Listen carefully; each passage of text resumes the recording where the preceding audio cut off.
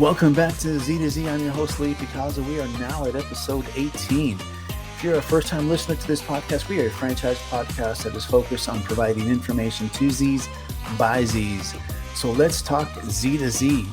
So first, I want to give you an update on HB 2404. We spoke about this last week on episode 17 and how this bill, if passed, could have had a detrimental impact on franchising here in Arizona. It was a bill that mimicked the 2016 California Bill 525 that would have changed the Z and Zor relationship there in California. Now, I don't want to spend too much time on this, but I did receive insight from that HB 2404 failed to meet the required deadline, and it was subsequently tabled. So whether or not it's going to come back is yet to be determined, but it obviously didn't get the support it needed. Continue to follow z2z.com for any updates on this HB 2404 if I do come up with anything. So moving on, today I have again on Z2Z Anthony Ayala from F45 CrossFit. And if you've been following Z2Z, you know we have been following his journey as a new Z. We are about episode 3 for him. We have one more, which will conclude the entire year. So I'm happy to have him again. So let's welcome Anthony back to the show on Z2Z. Welcome back to Z2Z. We are at episode 18. Before we start, I would like to give out a couple of shout outs. First, I want to thank you, my listeners and supporters who have helped Z2Z reach 1,000 downloads. Also to all my guests that have been so gracious with their time to be on Z2Z and share their experiences and knowledge. It might not be much, but 1,000 downloads for a first-time podcaster, I should say, is pretty impressive. So again, thank you, everyone. Now, we just completed episode 17, which was a bit different. Why? Because I usually don't talk about anything political. However, recent legislation here in Arizona has been stirring that can affect franchising contracts between the franchisor and the Z, amongst other things. So if you haven't listened in yet, please take a moment to tune in. So today we're getting back on track. I have Anthony Ayala, Z of F45 CrossFit here in Arizona. If you have been listening to the show, you know that we have been following Anthony in his new franchise journey with F45, a franchise out here in Arizona. Welcome back, Anthony. How you doing, sir? Hey, Louis, how's it going? I'm doing fantastic. Beautiful day out here, and I'm excited to share updates with you. So thanks for having me on again. Hey, man, no problem. I appreciate you taking the time. I know that you're extremely busy with a lot of things going on at the same time. And welcome to the world of franchising, my man. You know, it's a never-ending process, and there's always different things to do and to be at and to meet with and all those great things of franchising. But I am sure that you got some great stories to tell us and updates to tell us about what's been going on with you in the past 3 months since I think that's the last time you were on the show. Yeah. No, I have tons of updates. I'm actually sitting inside the studio right now. Here, fully open. We have everything on set up for this afternoon's workout, which has been exciting to see, I think, from when we first chatted or initially a few months back and then a couple months ago, and now to be officially open. But you're right. Franchising is a fun world, especially running that business as well. Yeah, no, it's great. And I know that, what you're going to talk about, I think the last time we talked about it, you were getting set and ready to officially open up and do your grand opening there in your unit. And I had the privilege of attending. I don't want to steal your thunder, but I do want to say I attended it. It was great. It was very welcoming. It was encouraging, and the love and support that you had from the people that were there, you can obviously feel it and see it. So congratulations there. But again, you can tell the story of how the background and how that all turned out. But just to let you know, from my perspective, you did a great job. Awesome. Thanks. I appreciate that, Louis. It was fun. I think you hit it right on the head. The love and support that I had from my family and friends, the team, kind of made it all come together. And I definitely wouldn't have been able to do it without them, without you as well, talking me off a cliff a couple of times while we going through the journey. But it's been great. I appreciate that, Louis. Thanks. Some of our listeners are looking at opening a franchise or at that stage where they're thinking about at that point where hey, listen, we got to do a grand opening. How are we going to do this? Give us some insight on that. Yeah. So I guess there's a couple areas I wanted to touch on for sure, and hopefully this answers what you're looking for, at least from the last update till now. So from then, I don't recall exactly where I was at in stage wise in the actual opening process of it, but I know there was a few targets that we had to hit. And I think we had talked about it Yeah. in this last episode. So one of those areas where we really needed to make a push to get that blessing from headquarters to open was having enough pre-sales signed up by the time we opened. So that was really one of the higher priorities at the time, to make sure, because there's a lot that goes into grand opening, which Louis, I'm sure you're sure there's the Yeah. communication aspect of it. We want to make sure that our vendors are set up correctly. So we need to give an actual concrete date, and not jump the gun too early if we don't get the heads up from headquarters. So Right. fortunately, based on some projections that was done, we were able to get that exceed that number that we were looking for. It was a near finish line type of scenario. I give a huge shout out to our membership sales manager. She was phenomenal in not only engaging in socials, but also kind of growing and Yeah. learning as she was actually involved in the process on how to adapt to different conversations as they came in from leads through our different sources that we had. And bit as it was, her conversion increased significantly, and she had the team as well on the operational side from the coaching side that was there to support her, and myself to be able to get that target and exceed it. So that was really one of the ones. I think we were maybe about, I was on the call with headquarters to get the confirmation that week. I think it was on a Thursday, I believe, or a Wednesday. And we had just hit we got a large influx from some of the marketing campaigns we pushed over the weekend prior to that call, and we ended up exceeding it by, I believe, like 10 to 15%, Wow, that's going great. into the call. That's um, great. and one thing I really want to mention too is typically headquarters wants us to have at least 3 to 4 months pre-sales from our marketing campaign start to be able to actually try and open. But some of the issues that we had on the funding end and that I had kind of shortened that window from 4 months to about a month and a half, 2 months. So we were able to kind of exceed that number in that shortened amount of time, and that's due to the adversity and the willingness to learn from our team and being able to push through, I think, the challenge that we had in front of us. But it was amazing to see that aspect follow through, and then obviously with the actual studio side of things of bringing on coaches, and making sure everyone's up to speed so we could have a solid grand opening date as well. So hiring was another priority at the time for me, and then also the head coach for us to figure it out.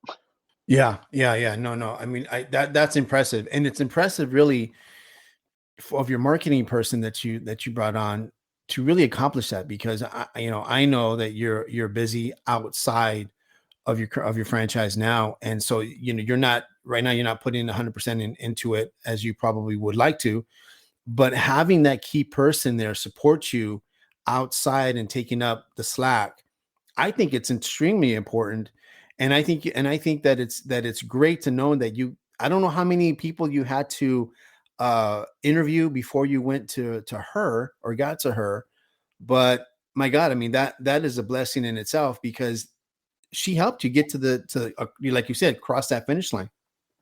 Exactly, yes. And it was the complete buy-in in the very beginning. I forgot how many candidates I just talked to in the interview process, but it was a good over a handful of individuals. I think it may be over 10, if I'm not mistaken. And she was more ambitious than anything, and huge shout out to her. And like it wouldn't have happened if she wasn't there. I'd probably still be trying to open, because as you kind of mentioned, I don't have the full time commitments that I would want until everything is fully operational and running appropriately here at the studio. Although not saying that I don't put in the long hours at night once I'm all settled in.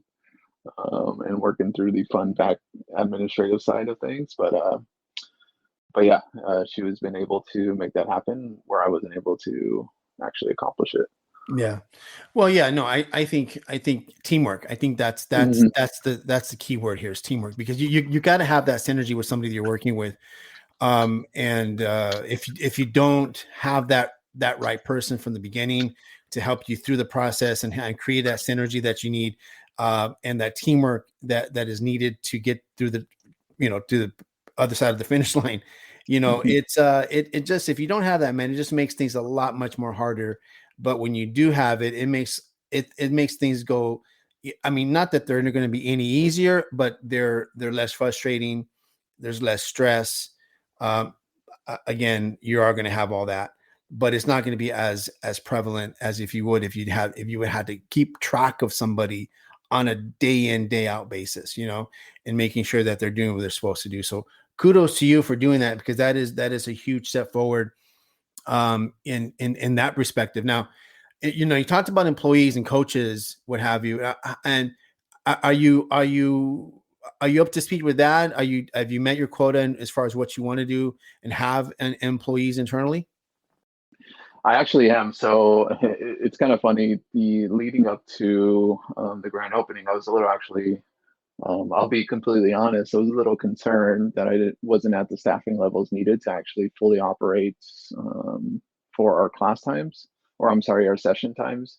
Yeah. And if you're unfamiliar with the brand, typically the standard is that you would want 2 classes per session, to kind of be able to give a room full of 27 to 36 people the type of coaching that they need, because the whole feel is supposed to be that personal training kind of atmosphere in a group setting, to kind of decrease that amount of, if I'm unsure if you or your listeners are familiar with how much personal training is, but it could get pretty high in terms of costs. But this kind of allows it to be a group setting, still get that attention that they need to be able to chase their goals, but it also gives that community aspect of it, that's extremely beneficial and kind of builds lifelong friends in the same environment.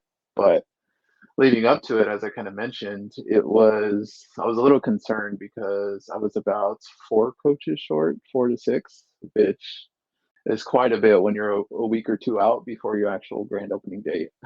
But Yeah.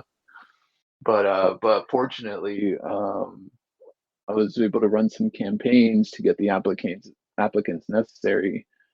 So one, I could leave the hiring decision actually up to the head coach, and him essentially make that decision with me making sure that they're a good culture fit.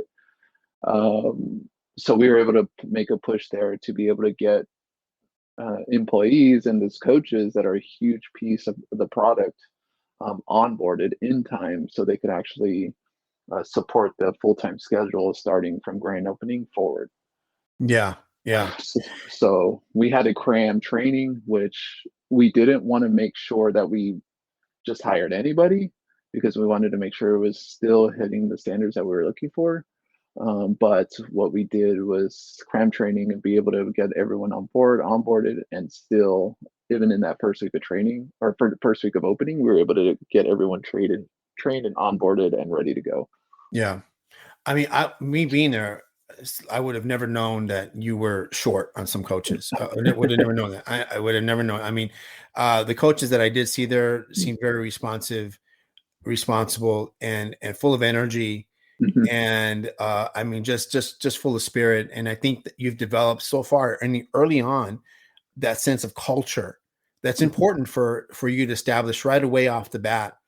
And I know that as you scale and as you develop your business, as long as you keep that culture consistent, you're going to continue to do that. And again, you've done a great job. I mean, I was only there for maybe an hour or so, if not longer, but I really can see the work that you've done, and there profoundly, within every element of the studio. It looks great.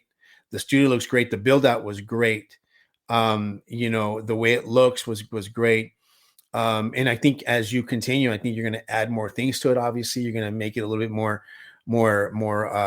you know, gym-like, I guess, or for the lack of a better term, but it looks great. And I think what's important is the culture you've built so far. I mean, again, I can't commend you enough, because what I've seen there and that time frame was really good. And I know, I'm not there in the day to day, and I know that you're probably thinking, man, Louis, if you only knew, I mean, but I think you're on the right track, I should say. And yeah. So tell me, so with these employees, how has that experience gone through? Has that been, because I know with a lot of businesses, especially the way things are going nowadays, it's very hard for businesses to find good employees or find employees at all. Have you gone through that or are going through that? Yeah, yeah. So really good point. So the initial area of actually finding people, I think, before opening really was that same sort of sentiment of not being successful and finding the right candidates, nor getting enough applicants in the same time to be able to make sure that we're making a guided decision on the people that we bring in. So yeah, at first it was a little challenging. It was a little hard to find that right criteria, I guess, what I envision. Um, the studio being in the right fit. But at the time, I was second guessing, well, am I being too strict? Am I being trying to find a needle in a haystack? So I started questioning that part of what I was looking for. But then I would say closer as we kind of got to that opening, made some adjustments on the type of channels that I was recruiting through, and was able to get more candidates in that area. So if we talk about like those bigger recruiting companies, such as like an Indeed, ZipRecruiter, name any of them, Yep. those were some of the adjustments that we made to kind of go with them, but kind of change the job description and the way it was presented. Because I think that I used this standard headquarters formatting, which is fantastic. But I think it was missing some specific towards like the area I was in. So I made those adjustments, and then also at the same time kind of utilize those other recruiting tactics such as social media, and was able to get candidates through there actually, which was fantastic. It actually paid off really well, and we found some really good candidates through there. And then started also receiving referrals on who would be a good coach, to be able to teach these type of groupings. And overall, it ended up working out. But you hit it really more so on the head, I think. And that is the culture build. That was really a priority for myself, to make sure we build a strong culture, to be able to want people to continue to stay and Mhm. enjoy what they do. So at least the feedback I've gotten, at least what they've told me, maybe they're lying to me and saying something something else. But they really enjoy it. Which is great to hear. They really enjoy coming here. It doesn't feel like work, and they enjoy coming in day out because they're not only doing something that they enjoy, they love, but they're also impacting people's lives at the same time by showing them healthier ways, pushing them further than maybe they thought that our members would be able to go. So it doesn't feel like work. So I think that's really kind of the way I've kind of overcame that initial struggle of finding the right people, the right employees to actually be able to deliver the product. Yeah. Because that's what it really is for us. That's how we differentiate ourselves as a brand, from other big box gyms or whatever you might think of. Yeah. Yeah. No, I think something interesting that you said earlier, and I'm a huge advocate in franchisees following the model of the brand, right? To make sure that they're consistent with the brand guidelines and what those obligations are. One thing interesting thing that you said earlier is, you took a template format that was from corporate, and Mm. but you had two decisions there. You could have said, I'm going to use this. That's what they told me to use, and I'm going to go with it, and then not having the positive results, excuse me, that you wanted to see. Mhm. But you took the initiative to say, okay, you know what? I'm going to take this, I'm going to tweak it a little bit to fit my market, to fit what I'm looking for, and utilizing a little bit of that and a little bit of this to make what you ultimately wanted to see and get the results of, which that is a big differentiator from franchisee to franchisee. franchisees got to come in being creative, understanding the market, understanding who they're marketing to, as far as whether they're clients or whether they're employees of theirs. And I know as you grow, things will change, and some will stay and some will go. But Mhm. but yeah. So what did you find the hardest part in finding the right employee? What was it hard? What was that experience look like? Yeah, I think the biggest challenge was more so really balancing that experience aspect of maybe personal training, experience that the specific employee, and I'm talking specifically about the coaches, um, is finding that right balance of years of experience of personal coaching, but also at the same time still having the ability to be coachable. Since it is a different type of environment, you're doing group training as opposed to that personal training. So, with that, the requirement, at least for coaches, is to have at least a certification that's nationally recognized, a personal trainer one, with an addition of first aid, CPR, and those things. Mm-hmm. Yeah. So that kind of filters your workforce out on the onset right away, Yeah. because not like your typical maybe service industry where there's really not necessarily certifications that are needed to come aboard. So that it kind of puts in a specific demographic that you're looking for. In addition to that, some of the requirements that I wanted to have and make sure to have were those that were maybe had some experience, but were also open to kind of doing it to what you kind of mentioned in the beginning, the headquarters way, because we want to stay standardized throughout the world. So understanding that there is that dynamic of being open to learning more, and those were basically gauged by the questions that we had asked, or at least I had asked in the interview process. Maybe we have a really strong candidate on paper with 20 years of experience, but maybe their mindset is they know better than the actual workouts that are programmed, Right. uh, Exactly. and they're not willing to kind of adapt to that. Yeah. No, I mean, Um, that would be something, because they're going to come in with their, I don't know, lack of a better term, they're going to come in with some bad habits mhm. that you're going to have to retrain them, I guess, and into what the F45 model and workout regimen is, and have them adjust to that. And I can see where people come in, hey, listen, I worked with Arnold Schwarzenegger, and this is what we did back then, and it doesn't work like that in Mhm. franchising, especially when we're trying to follow a model. Since we last spoke 3 months ago, I know there's been a development, with setting up the grand opening and getting the build out done, and with the employees and things. What would you think you would have done differently, or if anything at all? Yeah, yeah. One thing I would have done differently, and this one always sticks out, and I'm definitely not afraid to admit. One thing I would have done differently is definitely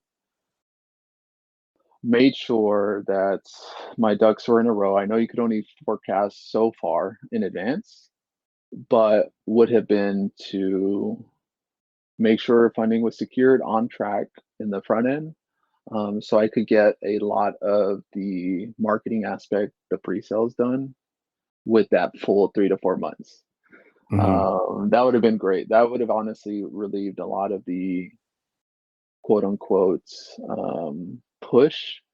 Maybe not fully. Maybe there still would have been that same aspect of it, but that pressure, I think, could have been applied, or at least that headspace could have been applied to different areas of the actual studio, Yeah. or given more time to maybe look at the floor plans a little differently, because there's minor adjustments now that we've been open for about a month that I would have made, had those things have been done ahead of time. Right. Right. Um, So what would you have done differently in respect to the funding process? what I would have done is vetted a lot better in terms of maybe talking to other owners or other individuals that had used that same financial institution, or maybe looked at more into alternative examples. Got it. And knowing really what the priority was of these institutions that I did have, and making sure I was more of an advocate on my end to make sure that timelines were being met on that front end. Yeah. Yeah. Um, so yeah, that's one thing I just comes to mind where I definitely had a valuable learning experience. And then from what we talked in a previous episode, that the clock starts ticking once that agreement signed. So that would have helped on that front too. Yeah. Remind us, did the royalties, as soon as you sign on the FA, the royalties happen 30 days after that, right? Actually, it did not. So it started, the royalties started, I want to say 11 months, 10 or 11 months after I had signed Oh, initially. okay. Okay. So originally, it was a 6-month agreement, if I'm not mistaken, but worked with just from my background in different franchising, kind of negotiated on a couple aspects of it in the contract to kind of get that pushed out. And then was also able to kind of work in some of the veteran um, discounts at least, or the veteran Yeah. preferences that they had to my Mhm. advantage and kind of delay some of those initial starts.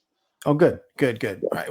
Well, that's great. I mean, that's Mhm. again, being creative in how that funding process works, and creative with the FA, because you can't, you cannot negotiate an FTD, but you can negotiate the FA all day Mhm. long. Right.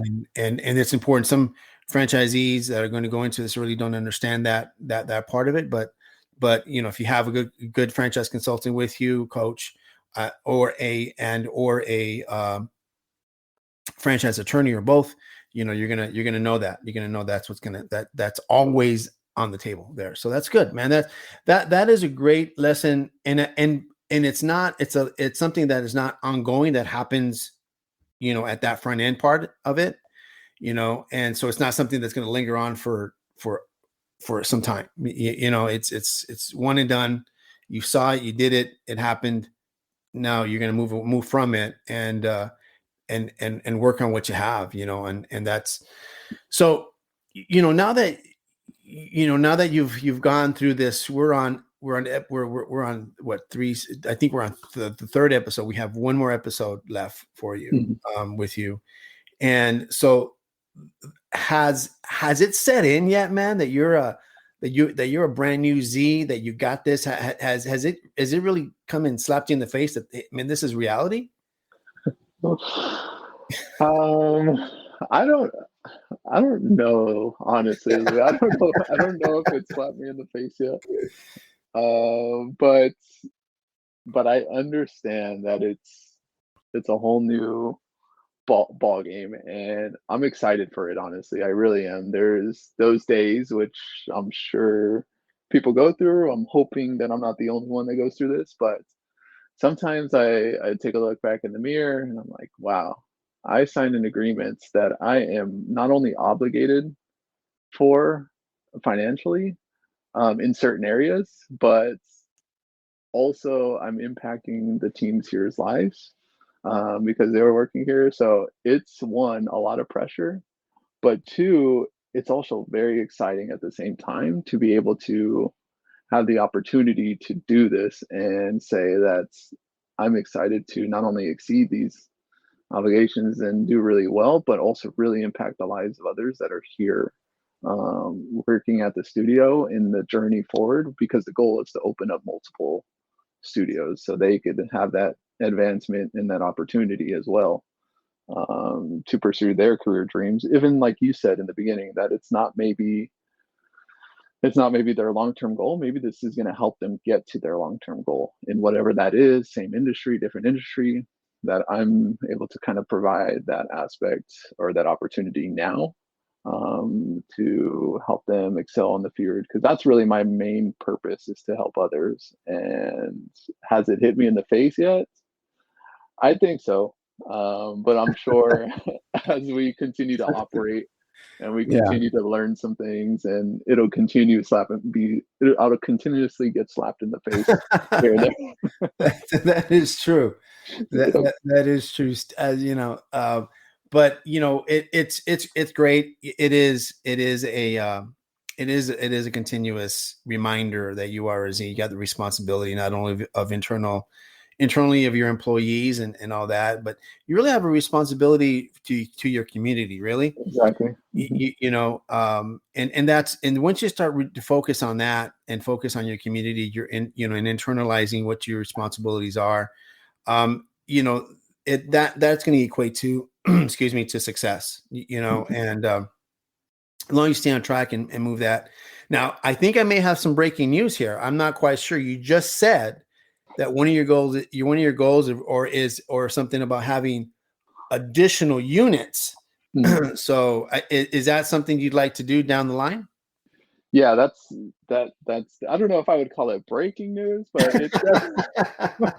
it's definitely news probably for kind of my long-term vision is to have that multiple studio ownership, and then also kind of help the team and the community have those opportunities elsewhere to be a part of and bring others along for the journey. But that's kind of the long-term goal, is to actually do that. Yeah. Multiple studios or multiple franchisees, honestly. Yeah. That's great. I mean, it's always it's good in this regard to say, hey, listen, I've helped. I am sure that down the line, as you continue to do this, you're going to hear great stories of your customers, your clients that are going to come in and have really changed their lives. And I think that's what really matters. And I think that's the importance. And I think that is the true culture of the model, that you're in the business to change lives. You're in the business of making people live longer, healthier lives, and leave that lasting legacy for their families and kids. And I know that we're almost at time here, but one of the things I do want to tell you and mention to you, I should say, is that I had a really brief discussion with your mom at the grand opening, and she was so proud of you, man. She says, "Listen, I am so proud of Anthony. He is just, we're so proud of him. We're so excited and for him to reach this. So that's why I'm saying you got great support. You got a good backing.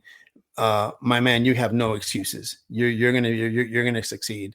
And I know the pressure is hard. It's every day. It's constant.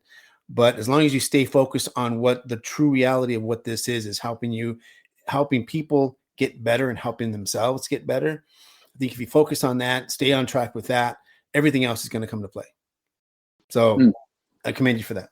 Thank you, Lee. Thanks for sharing that. That means a lot. Thank you again. I know that we probably exceeded the time a little bit longer than anticipated, but this is always a great time to meet with you. Truly, honestly enjoyed the conversations that we've had thus far, and looking forward to the next one in the next couple of 3 months. And then watching your journey beyond that, man, it's going to be great. Awesome, Lee. I'm looking forward to it. Next time, I'll make sure to get a specialized workout just for you, for you and your listeners. But oh my goodness. But no, it's been fun. I've enjoyed the kind of not only mentorship that you provided, but also that you're providing to the listeners as well. And this has been great. So I'm looking forward to the next one. Really looking forward to your future episodes as well as with others. On behalf, I'm sure, of other potential franchisees, this has been awesome. Keep it up, Lee. Thank you. All right, man. Well, I appreciate you. Thank you again, Anthony. We will talk to you in 3 months, sir. All right. Have a good one. Take care. Bye-bye. Bye. As always, it's great to have Anthony on Z to Z. He actually was gracious with his time and sat in as a panelist at the Phoenix West Franchise Expo last weekend, along with the Hispanic Latino Franchise Leadership Council members, where he shared his journey in being a new Z and answered questions from the audience. So, Anthony, on behalf of the council, we appreciate you helping us and sharing your experience as a new Z. Remember to listen to Z to Z on Spotify or on your favorite podcast platform, and please remember to also subscribe and download Z to Z. As always, I like to end my podcast with a favorite quote: "Your life does not get better by chance. It gets better by change." Jim Rohn. Thank you for your continued support. Until next time.